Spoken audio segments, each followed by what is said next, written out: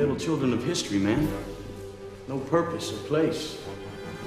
We have no great war, no great depression. Our great war is a spiritual war. Our great depression is our lives. Hey, right. Hey, come out. Right. Right. Circle left. Just stand still, huh? Get ready. 1 o'clock. Good. 12. 5 to 3.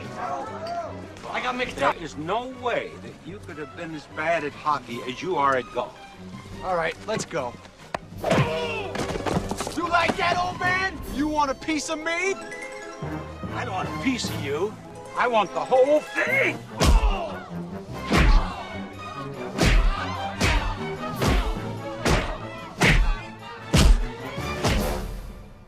Haven't we all occasionally wanted to do that to Adam? I don't know. Only Maybe after based every on film his that I see. latest stuff? The soundtracks in them are very good That's for my true. taste. That's true. They sound good coming through stereo speakers. I'm Mark. I'm Tom. We are the Cinemaniacs. Shall we? We should, because I got in here late, and so we're going to have to whip some things together. And so somebody's- if you would like to start. Yes, I would love to start. So here we have the sequel to a film from a couple of years ago that was directed by Guillermo del Toro, but not this time, about people who climb into giant robots and knock the living snot out of giant monsters in and or around the Pacific Rim. Uprising.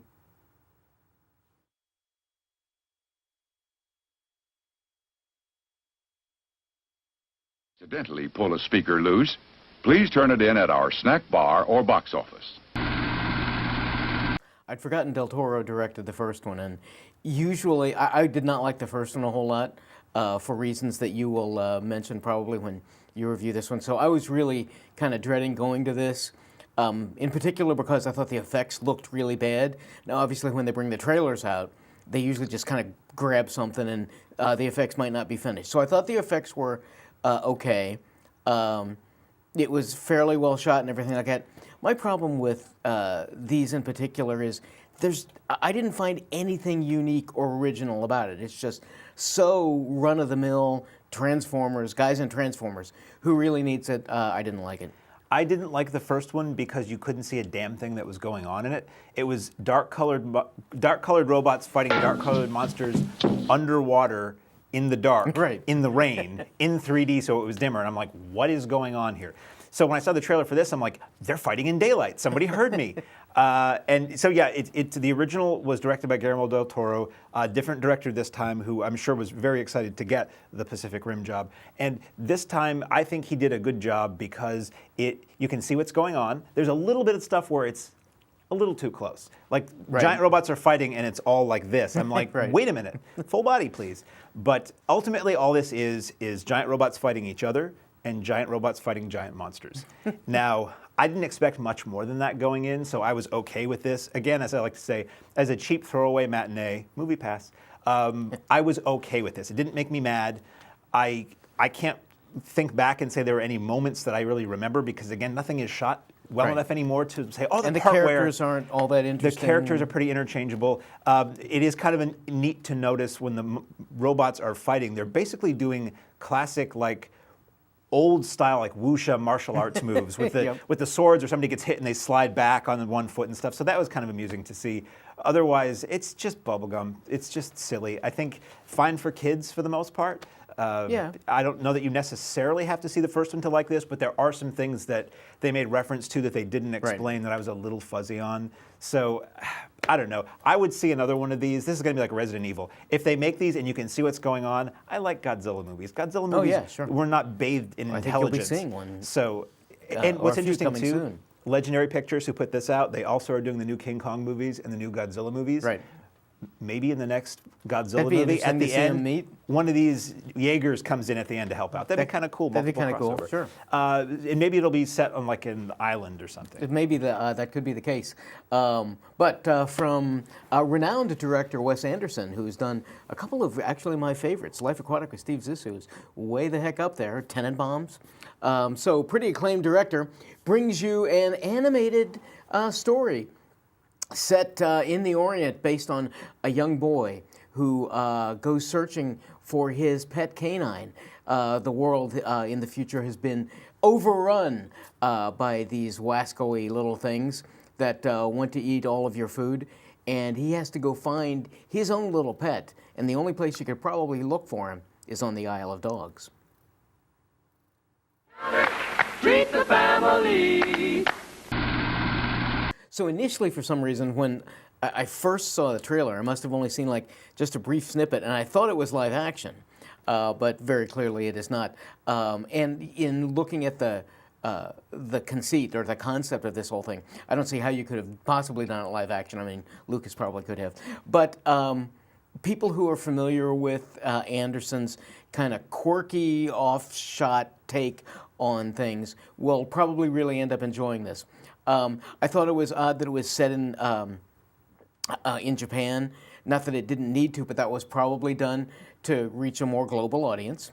If we can go back to Pacific Rim briefly, there's a Chinese female character in Pacific Rim who speaks a lot of Chinese in the movie. Yes, right. To me, that is clearly for the Asian market. Sure. So that's what we were talking about. Well, and smart, there. it's smart to do that. I think, well, particularly for a huge blockbuster like Pacific Rim, and for a smaller film like this. Anderson's films tend to be, as we've said, very quirky, and for a real select, dare I say, cult kind of a market. I thought after I got kind of used to, once again, the unusual animation, it's not Pixar or anything like that. The dogs move in kind of a strange, quirky style. I'll keep using that term. But once I got used to it, which took me 15 or 20 minutes, I really ended up enjoying it. There are lots of fun little characters, really fun moments. It's a universal story, boy looking for his lost dog. I think...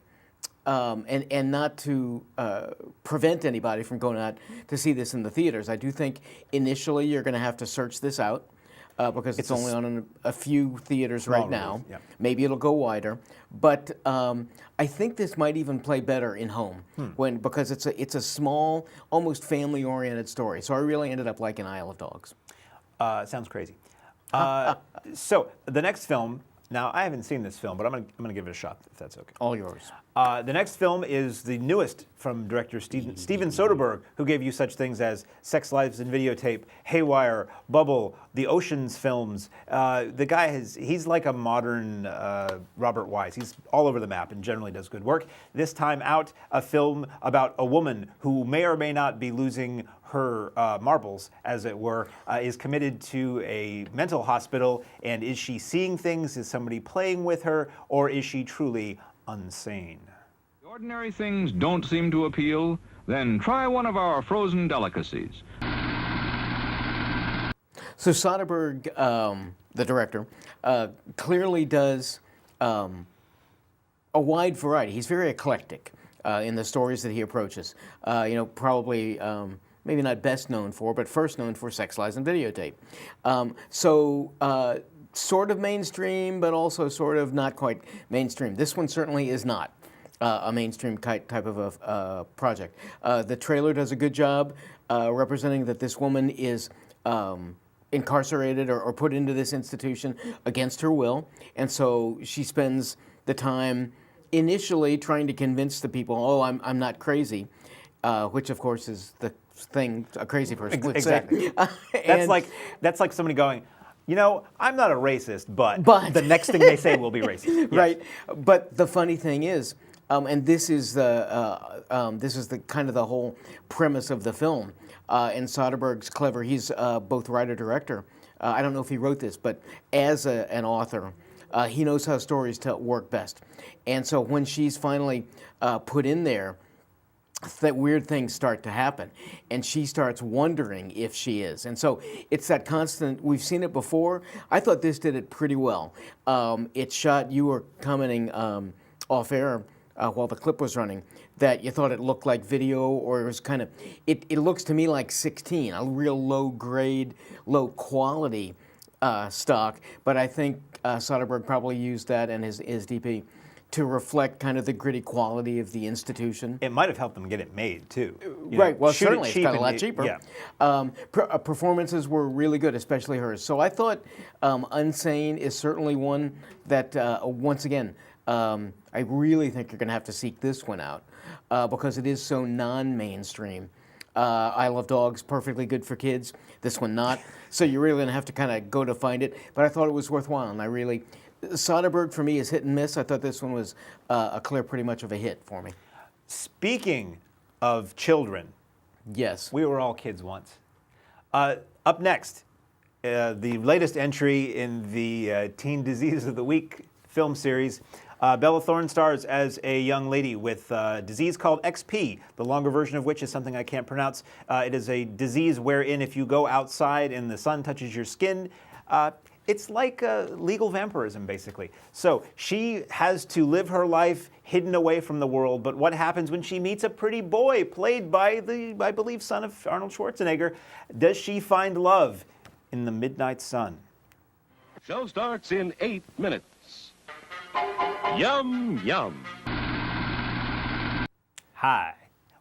Little midnight sun there for a moment. Okay. So I dreaded seeing this because I don't like overall the Nicholas Sparksy, Right. doomed love, teen disease films. I'm watching this, I'm like, this is pretty much The Boy in the Plastic Bubble, except she can get outside the bubble. Okay.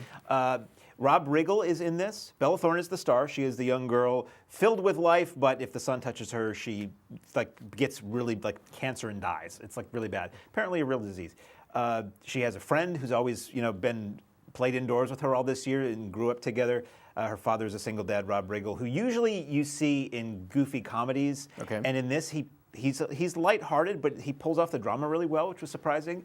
Bella Thorne is wonderful. She's very likable. She's, the range of emotions is good. The Schwarzenegger boy, the young Schwarzenegger boy, little stiff. Okay. A little on the stiff side. Nice guy, but ultimately I'm like, he's not very dynamic, but he's nice. Does he sound Austrian or? Not at all. Not Okay. at all. I have to assume it's the Maria Shriver and Arnold Schwarzenegger's son. And not a very big cast. So basically it is the story of she has seen this boy going by her window all her life. She bumps into him one night. She at first doesn't tell him. They sort of fall for each other. She doesn't tell him she has this disease. And then what happens and how do they work out a way to move forward in both of their lives if she will be killed by sunlight. And I kept going, I would just make her a vampire. Just make her a vampire. How about a twist? She's a werewolf at the end of the movie. Right. I won't give away the ending. I will just say not a lot of smiles of people walking out of the theater at the end of the movie. And it was very pleasant. I would say this is mostly for a female teen audience. That's mostly who was in the theater when I saw it. Okay. Although there were some adults sitting behind me too, and everybody laughed when they were supposed to. Everybody sniffled toward the end of the movie, so I thought it was fine for what it was. Okay. Nothing I would choose to see, but I think if it looks good to you, it delivers what it promises. I did not have an opportunity to see that, unfortunately. But however, as we transition on to videos that, however you may end up getting them into your device or television, however you might see it. But what's new on video? Oh, I want to thank Darren and everybody at the Latches Theater over in Brattleboro for being our sponsors. But moving on then, if you don't have time to read or watch movies or anything, you can do other things that are video related. Play some little games. We saw one very similar, and there's actually a connection to Here in Keene, and we'll discuss that maybe later on. But Kevin Hart and The Rock and Jack Black and another woman. And Karen Gillan. Karen Gillan, okay, she's good too. Play some characters that are actually run by 4 teenagers who make the mistake of finding a new iteration of the game. You remember it. It's a little bit different now, but it's Jumanji, and they'll welcome you to the jungle. Old Milwaukee tastes as great as its name. So, huge video game fan. Obviously, Jumanji being shot here in Keene. Looking forward to seeing that. For you who don't know, the Yes. original Jumanji was shot largely When in they the town tramp we the live beat in. up old crappy place, that's us. Yeah. That's downtown. Love The Rock.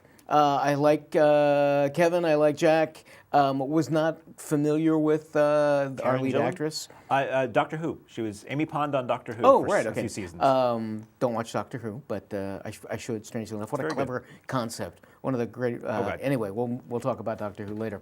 I was really disappointed in this. You've got 2 extremely funny people, and then there's The Rock, who I think is funny. I like him a lot. The concept of people being in a video game, not super clever, but you had so much opportunity to play with that. And I thought this was basically an action flick. Now, it was okay, but I was disappointed in the star power that they had, the clear money that they had behind it, and I was really disappointed that I thought they could do so much more story-wise. Now, I guess millions of people disagree with me because this did really, really well in theaters, and it may, as you were going to say, I'm going to steal your thunder, it may even be still on at a local movie theater. I think it is. I'm not quite sure. So anyway, not crazy about it. This was one I was not looking forward to because I thought it looked dumb. And I quite liked it. Maybe again because the expectations were subterranean. The concept again is these four kids who are very different. You know, the jock, the nerd, the prissy girl, the whatever, the other nerd, are sent in detention, and they find the Jumanji game, which has somehow morphed itself into being a video game as opposed to a board game, and they each assume the identity of like an iconic type of character, like the adventurer and the sidekick and the and they're sexy all opposite lady. of what they really are. So Jack Black, the girl who was the stuck-up, princess, is Jack Black, and what I liked about this film is that you never, for me at least, I never lost sight of who the characters on screen really were. Right. So like The Rock is this guy who's not physical and not a hero in real life, and despite seeing that machismo body, he still acts like he's a nervous, nerdy guy. And Karen Gillan's character, who's the awkward, homely girl who's in the sexy girl adventurer body, has the wonderful scene where she has to act sexy and doesn't know how. So Right. Jack Black, as looking like Jack Black, is showing Karen Gillan looking like her, how you're supposed to be sexy. Some disappointments. There's a scene where she's supposed to be dance fighting in this, and I thought this could be great. She's doing dance moves while beating people up, and it really isn't. She does a dance and then she beats some people up. Well, that's an example. It's a really good Yes. example of my take on it. And that was you just should have choreographed that. Right. But otherwise, I thought it was funny. I liked how it played with the reality of at least some older video games. It looked good, and I'm open to more of these. I can't imagine we won't see another film, and I wonder if it will be the same characters but different people inhabiting those bodies, or if it'll be that'd be fun. A different type of a video game, perhaps. I mean, Sure. This thing, it's still playing in our hometown, and it's obviously playing because people are going to see it, so this has made a ton of money. Speaking of a ton of money, this next film, I don't believe made that. We have Matt Damon and other people, Kristen Wiig and other people you may recognize, starring in a strange tale of a world where people, to save money and have a different kind of future, actually get shrunk and live as little itty-bitty tiny people using far fewer natural racehorses in a film entitled Where They Are, Downsizing. Jimmy, please, not now. I'm too busy. Okay, I'm back, and I saw this. Unfortunately, you think it's supposed to be a comedy. This certainly sells it like a comedy. It's not funny. I saw this with both of my sons. Do you think not funny in that it wasn't successful comedically, or it's not intended to be a comedy? I think it's intended to be a comedy. There are comedic moments. Okay. Overall, it's a comedy drama. It sort of starts with this, and Damon is good at humor. I haven't liked his last couple of movies. The Coen Brothers was one that, actually it wasn't, I don't think the Coen Brothers did it, but Clooney directed it. And so I like him, but this makes this look like it's this silly, ha-ha, laugh-out-loud comedy, and it's not. It starts with the conceit, the concept that we have both to solve primarily global resource problems, and so I was waiting for this message. Resources are at a minimum. So you can shrink people down to be 6 inches. Now, I'm just going to throw this out as a silly note.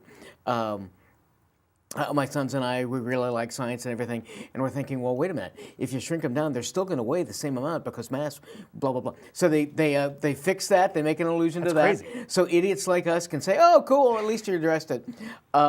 But so everybody gets shrunk down. Damon and his wife agree to do this. Damon does it, and his wife chickens out. So he's stuck in this community where everybody's 6 inches tall. And then it morphs into this strange, Christoph Waltz is his neighbor, and Waltz has this other strange, idyllic location that he and a bunch of people are going to go to, this strange Shangri-La that is the last third of the film.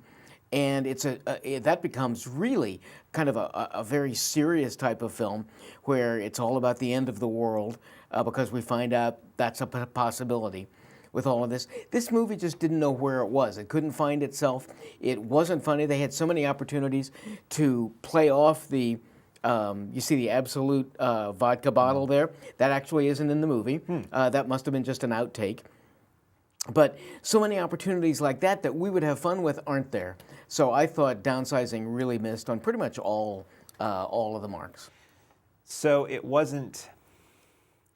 I want to say the title of the next film. It wasn't. It wasn't exactly right. It hit a sour note for you. Fair. That's not bad. But all of these lovely ladies don't hit sour notes. In the first one or the second one, I'll admit to chucking my brain at the door and really enjoying these. The Bellas are back. Once again, what, you think you're going to keep them away? They have to reunite to stop yet another incursion of bad singers. Not that they're bad singers, their voices are okay. You know what I mean. They're back in order to save the world for a cappella groups in Pitch Perfect 3. That leaves you with a nice, warm glow. So everybody who's seen, I know you're a big fan of the Pitch Perfects. I can't stand these movies. I love them. I was a singer, and so it's fun to see that. I love hearing groups of women say. I like female voice more than, but I like any kind of singing. I think maybe one of the reasons I like this so much was I was a fan of Anna Kendrick's before she was in Pitch Perfect, the first one, and then she's in that one, and it's like, holy cow, she's got a great voice, and they all have wonderful voices. Basically, leave it to say it's the same formula. There's nothing really new. There's some twists and turns here a little bit, but it's the same characters, and if you like the first two Pitch Perfects, you're going to like this one just as much. Speaking of strange hybrids between beast and man and offenses against God. As we were. The next film we have to talk about is a new release from VCI on DVD and Blu-ray of an old movie that I had somehow never managed to see until last weekend when they sent it to me. People such as John Ashley and Pam Grier, star in a film shot in the Philippines in the early 70s entitled The Twilight People. Tender, too. So make Sunbeam bread your favorite choice. And sorry. This is low-grade trash. Exactly the kind of stuff I love. But it's got the greatest voiceover narrative of the world. I don't think it's Ron Gans, but I need to know the name of that guy. He's, as you were saying, he's the voiceover guy for Kentucky Fried Movie, the fake trailer, Catholic High School Girls in Trouble. Yep. He did a lot of New World Pictures, which is who released this that's originally. Armageddon. He does all of those. It's this ridiculously over-the-top voiceover, which if you're watching this on YouTube, look up the Twilight People trailer. We cut the trailers out of YouTube. But so this was made by Eddie Romero, who was a hardest-working man in Filipino show business in the early 70s. He did a lot of women in prison movies and just sleazy movies that New World released. Vic Diaz was not in this film for some reason. He's the guy, this portly guy with a mustache who's in like every Filipino movie for a decade. I've heard people joke, it was like the law. If you were going to shoot there, with the permit came Vic Diaz's phone number, and you got to put him in as a police captain or somebody corrupt. So it's the Dr. Moreau story. You have John Ashley, who was originally known for movies like High School Caesar and the Beach Party movies, and he was like a juvenile delinquent teen movie guy, and at some point he went over to the Philippines and started working in the film industry there. So he wrote and produced a lot of these movies. People my age probably know his voice because he's the guy who narrates the opening titles of the A-Team. Right, okay. He's that guy in 1972 in Elite, and that was John Ashley. So he's a guy who basically he's a scuba diver who gets like literally plucked out of the water and taken to this weird island where this guy's doing these experiments with half man, half beast. So you have a Batman, you have a Panther Woman, which is played by Pam Grier, and they always advertise this as a Pam Grier movie. I guess, like if you weren't told it was her, you probably would never spot that that's who it was. I think she was in that area and time and place shooting some of the women in prison movies like Big Birdcage, which is, that same trailer guy narrates. It's a great trailer for the Big Birdcage. This movie isn't that great. Not that that trailer wouldn't have told you pretty clearly but I like this kind of stuff, but there's not a lot that goes on in it. It's basically, Ashley is captured. There's a lot of talk with the guy who plays the Mad Doctor on This Blood Island, who, for fans of the Monkees movie Head, he is actually plays a similar character in that movie. And I heard his voice, and I'm like, where do I know that guy from? And I'm like, hey, it's the guy from Head. and he has a lovely daughter who Ashley sways her conscience away from these evil experiments, and they sort of let the animals free. And then there's a lot of, I'm giving you the whole movie, there's a lot of running around in the tall grass after a while, and then the doctor gets his comeuppance, not to give anything away. To me, the best part about this is that the bat guy when he flies, because he's like on wires.